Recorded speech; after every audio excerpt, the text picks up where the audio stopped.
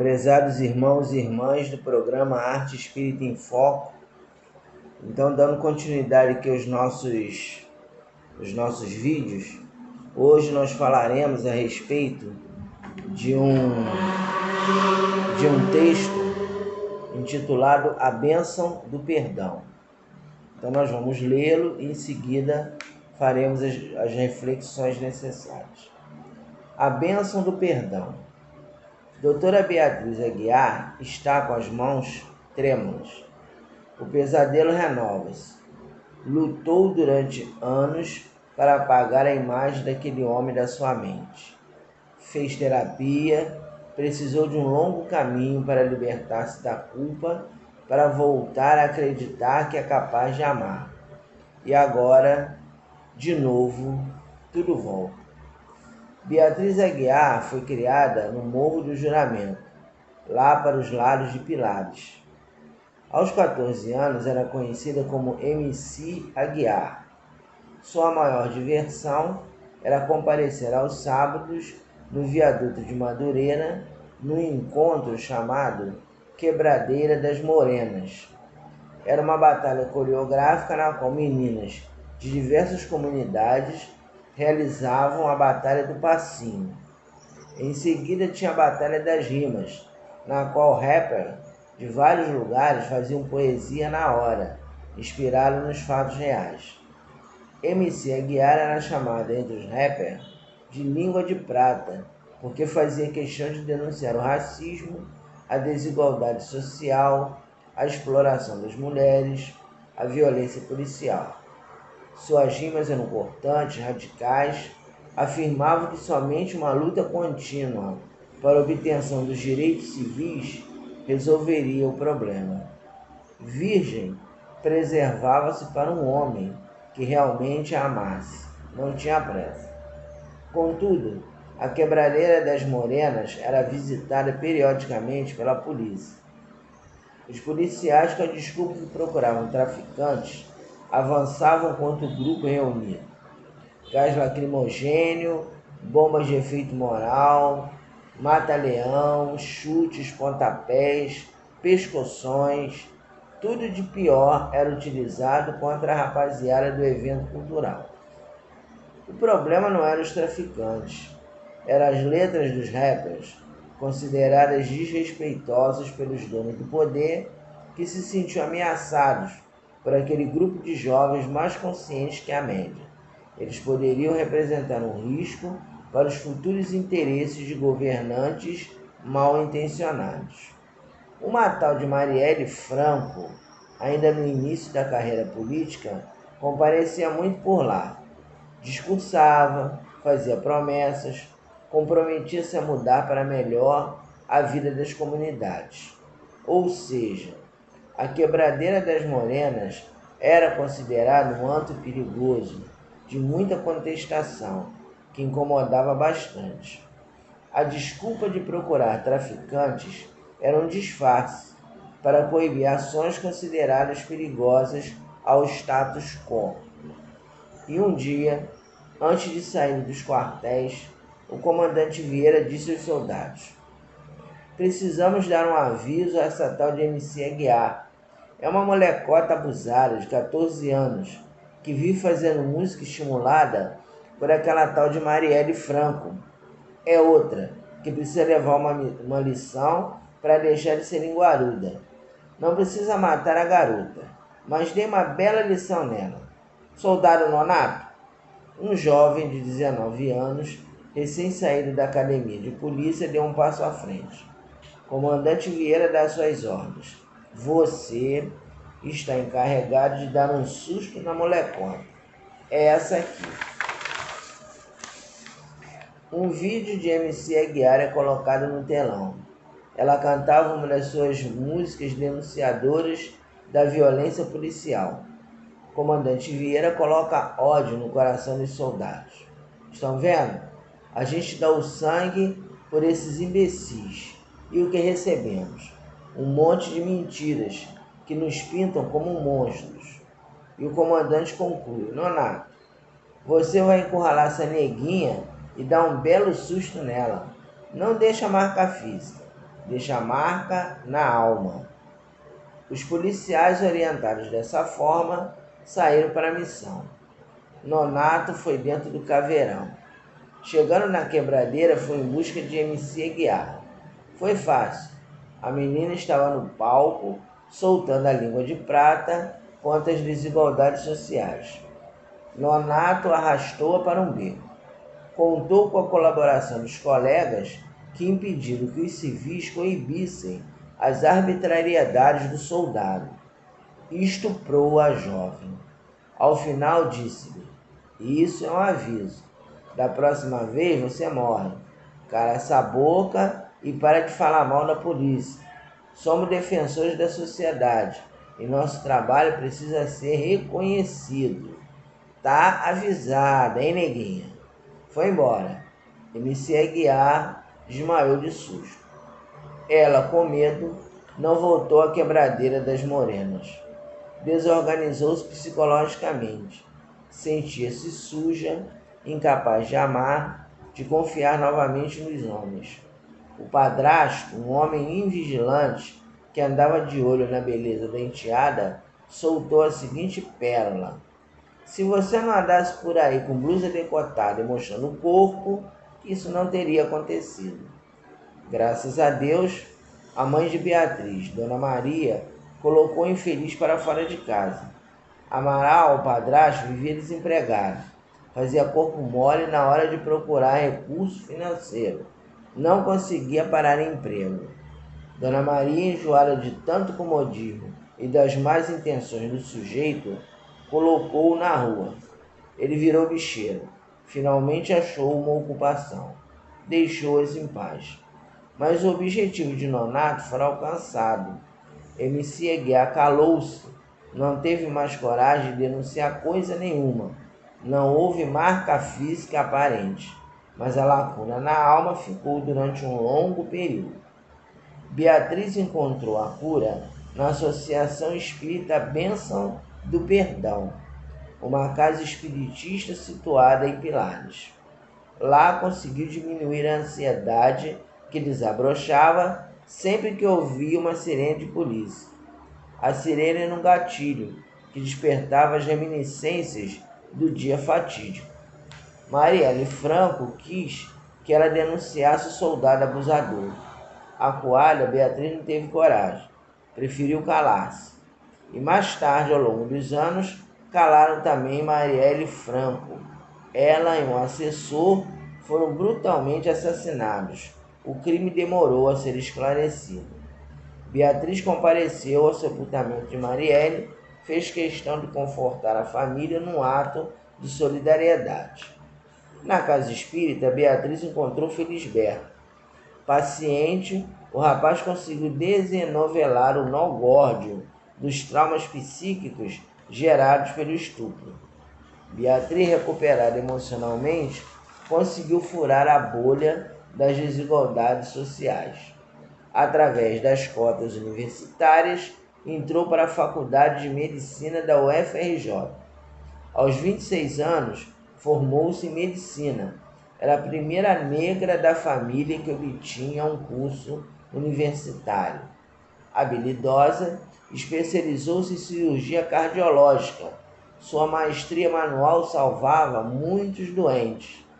Integrante do corpo cirúrgico do Hospital do Andaraí, era uma das cirurgiãs mais requisitadas nas intervenções desafiadoras. Porém, no dia de hoje, surge um grande dilema. Beatriz está com 30 anos. Seu estupro completou 16 anos. Estava no plantão habitual quando a sirene da polícia ecoou no pátio do hospital. Ela teve um ligeiro sobressalto, mas a terapia psicanalítica associada aos conhecimentos do espiritismo não provocou as antigas crises de ansiedade que aquele ruído provocava. No entanto, o que veio a seguir enregelou-a. "Doutora, o sargento Nonato Guimarães foi baleado. O projétil está alojado numa área delicadíssima do coração. Somente a senhora pode salvá-lo. Vamos conduzi-lo ao centro cirúrgico e aguardamos a sua presença." Nonato Guimarães. o homem que a estuprou.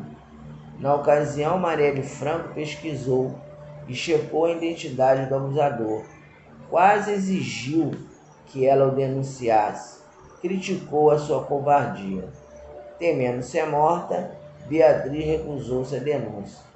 Mas ela sabia que um soldado chamado Nonato Guimarães foi o responsável pelo seu estupro. Beatriz foi até a emergência para certificar-se se era ele realmente, para não ser injusta e leviana. Homônimos são comuns, às vezes é um sujeito com o mesmo nome. Apesar da passagem dos anos, ela o reconheceu prontamente. Era ele mesmo. Um sentimento de vingança misturado com ódio surgiu, como lava vulcânica no coração da cirurgiã. Não havia melhor ocasião para vingar-se daquele maldito. Ela fingiria que o operava, mas o deixaria morrer. Miserável, infeliz, assassino, ela o enviaria sem escala para o umbral denso. Lá ele aprenderia que as artimanhas das trevas têm limites, porque a justiça divina tarda, mas não fala. Com sentimentos de vingança misturados a ódio, decidiu deixá-lo morrer. Livraria a sociedade da presença de uma pessoa daquela espécie. Era um bem que faria a humanidade. Com certeza, ele já fizera outras barbaridades com outras pessoas. Ia negligenciar a operação. Durante a mesma, romperia acidentalmente um vaso sanguíneo importante, que provocaria uma hemorragia interna irreversível. Sentindo-se poderosa com a vida daquele energúmeno nas mãos, percebeu que Marielle seria vingada também. Ela ia andando pelos corredores do hospital com decisões tomadas, quando uma mulher morena, cercada por 3 meninos, aproximou-se aflita. Doutora, me disseram que é a senhora quem vai operar o meu marido.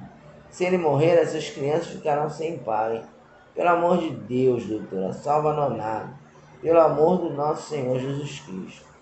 Um dos meninos, o menorzinho, solicitou também. Salva papai, doutora, por favor. Eu vou morrer de saudade dele. Aquele encontro abalou-a. Por isso as mãos trêmulas. Por isso a volta dos pesadelos atrozes. Por isso o retorno àquele dia fatídico. Finalmente, entrou na sala cirúrgica e viu o Dr. André Luiz, patrono da sua casa espírita, adentrar-se e observar-lhe. Vim aqui ajudá-la, doutora.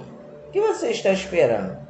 Auxiliada por Dr. André Luiz, doutora Beatriz consegue retirar a bala de uma região delicadíssima do coração de Nonato. Ao final da intervenção, André Luiz despediu-se alertando-a. Nunca esqueça a frase de Jesus no dia da crucificação. Pai, perdoai-lhes, eles não sabem o que fazem. Durante a semana, após deixar o CTI, as visitas familiares foram liberadas. Doutora Beatriz, no entanto, ainda desejava vingar-se. O desejo de desforra não desaparecera. Por isso, pediria a retirada dos familiares, ficaria a sós com o paciente para dizer-lhe: lembra-se de MC Aguiar, uma menina de 14 anos que você estuprou há 16 anos atrás? Sou eu. Eu estive com a sua vida em minhas mãos e devia deixá-la morrer, miserável. Mas como sou espírita, não o fiz. Aprenda a lição, seu idiota, assassino, cão danado. A justiça divina tarda, mas não fala. O garotinho veio agradecer-lhe. A esposa quase ajoelhou-se aos pés dela. Ela pediu licença a todos, precisa ficar a sós com o doente. Nonato, hoje envelhecido, fica ansioso. O que foi, doutora? Quando ela ia falar, o espírito Marielle Franco surge a seu lado e sussurra-lhe: não faça isso. Se falares o que estás pensando, ele terá um infarto fulminante. Doutora Beatriz respira fundo e recomenda ao sargento: a partir de sua alta, meu amigo, procure Deus. porque foi Ele que te salvou. Naquele momento, a bênção do perdão concretizou-se. Então esse é o nosso texto. Quais são os comentários que nós gostaríamos de fazer a respeito desse texto? Em primeiro lugar, hoje, no Rio de Janeiro, no Brasil, nós vivemos uma guerra urbana. Existe o racismo presente, existe a violência policial sem limites, existe o estupro, existe o feminicídio, existe uma série de desafios que muitas vezes nos fazem duvidar das palavras de Jesus quando ele disse que o seu reino um dia seria vitorioso na terra. Então a gente vem aí, durante os nossos vídeos iniciais desse 2025, falando a respeito de uma doença que nós não podemos colocar em nossos corações, que é a desesperança. A gente sabe que tem todos esses detalhes aí escabrosos presentes na nossa sociedade. Mas nós não devemos cair na doença da desesperança. E por quê? Um dos motivos que fazem com que nós não possamos adoecer de desesperança, não enveredemos pelo caminho da desesperança, é exatamente a fé.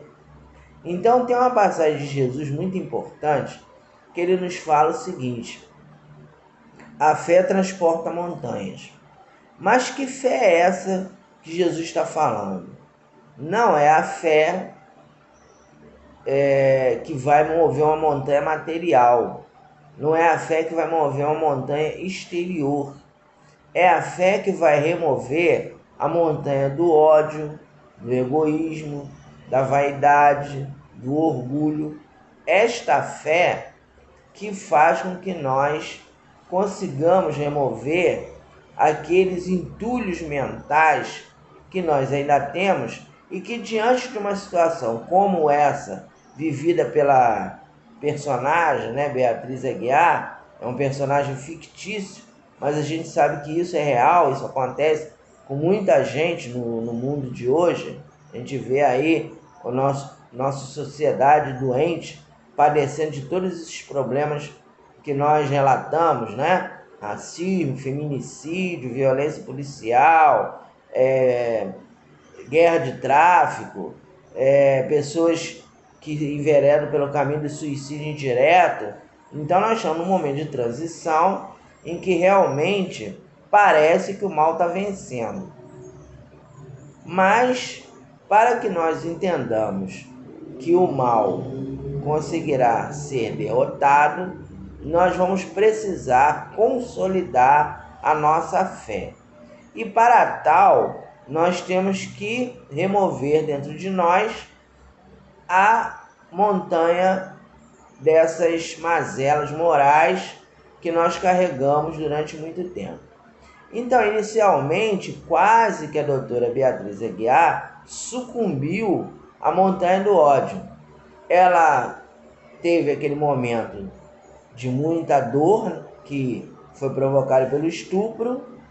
Ela viu uma grande amiga dela, lógico também que é uma situação ficcional, da Marielle Franco, nós sabemos, que foi uma companheira, uma pessoa que estava ascendendo politicamente, que foi silenciada.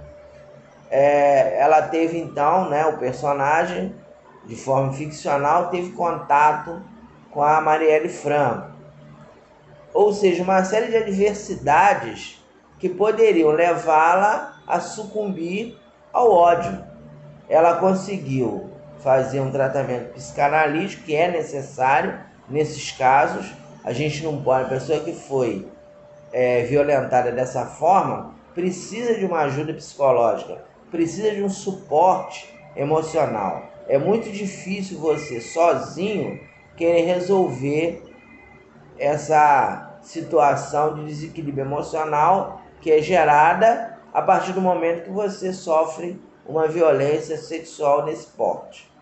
Então ela procurou ajuda terapêutica para se recompor emocionalmente e buscou a casa espírita, buscou o sentimento de religiosidade para ela se recompor. Então ela se estruturou emocionalmente procurando perdoar aquele que tinha provocado aquele problema. Só que chegou um momento em que ela se viu diante do dilema de ter a vida daquele homem que a estuprou nas suas mãos.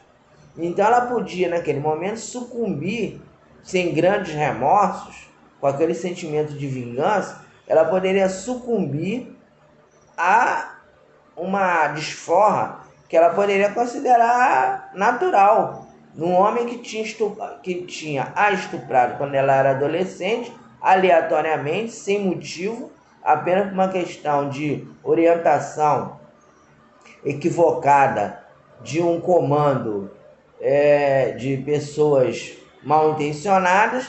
Ela podia falar, vou deixar ele morrer, né? Nós já vivenciamos isso, que nós trabalhamos no hospital público, né? Uma ocasião, e nós vimos uma vez, chegou um rapaz do tráfico, baleado, e o policial que estava coordenando a ação chegou para o médico e falou assim, olha, o senhor faz um favor para mim, deixa esse camarada morrer, porque bandido bom é bandido morto. Aí o médico não falou nada, mas falou assim, não, pode deixar, então concordo também, ficar perdendo tempo com um animal igual esse aí, tem que mais é que morrer mesmo. Então, eles levaram ele para a sala de cirurgia, não fizeram nada, abriram ele, fecharam, e o rapaz desencarnou. Aí depois chegou para a família e falou, o seu filho, né, que a mãe dele estava lá, seu filho morreu e a senhora que foi culpada, porque a senhora não soube educá-la, a senhora também é uma pessoa que tinha que estar na cadeia, quer dizer, além de não salvar o companheiro, ainda humilhou a mãe do rapaz, porque a mãe do rapaz era traficante e botou toda a culpa na pessoa, em vez de ter minimamente uma palavra de consolo, chegou a falar, não, é bem feito, o que aconteceu com ele é consequência de uma má educação, porque a senhora também deve ser conivente com a situação, vai ver que a senhora está lá nadando em dinheiro, com dinheiro do tráfico. Então isso foi dito para ela. Então, quer dizer, a Beatriz Aguiar, ela podia muito bem cair nessa situação, mas o que ela fez? Como ela estava vivenciando a questão da fé, ela procurou retirar de si mesma a montanha do ódio e procurou o perdão, não sem dificuldade. Inicialmente ela até ficou naquela dúvida, né? Falou, não, vou deixar morrer. Aí depois, como teve aquela pressão do mundo espiritual, com a presença do mentor da casa espírita que ela frequentava, com o pedido da esposa dele, com o pedido do menino, do filho dele, aí ela salvou. Mas aí, ainda assim, ela falou assim, não, eu vou falar para ele que eu sou aquela menina que ele estuprou, que eu salvei ele, mas não deveria ter feito isso. Eu só fiz que eu era espírita. E aí, quando ela já ia fazer, logicamente que isso é um texto de ficção. Eu espero que a minha irmã Marielle Franco hoje, apesar de toda essa pressão que tem em cima do nome dela, eu espero que ela também tenha perdoado aqueles homens que a mataram. Não sei como é que está a situação espiritual dela, esperamos que ela esteja com a capacitação para perdoar. Mas digamos que foi um espírito protetor que chegou e falou assim, olha, se você falar o que você está pensando, ele vai morrer, ele vai ter um infarto fulminante. Então deixe isso para lá e apenas recomende que ele agradeça a Deus a salvação da sua recuperação. Então, meus irmãos, para que nós consigamos suportar este mundo que vivemos, evitando a doença da desesperança, a doença do ódio, precisamos fortalecer a nossa fé, removendo dentro de nós a montanha do orgulho, da vaidade, do egoísmo e do ódio. Temos que fazer isso urgentemente, porque senão nós vamos agir como a maioria, né? Ah, bandido bom é bandido morto. Então, se eu estiver diante de uma pessoa necessitada que é bandido, eu vou deixar morrer. Eu mesmo vou ajudar a matar, porque ele é um monstro, ele é um animal, ele é um ser desprezível e merece a morte. E a família dele tem mais é que passar por isso mesmo, porque é culpado. Então, nós não podemos ter essa atitude. Então, que Jesus nos abençoe. Até o próximo vídeo.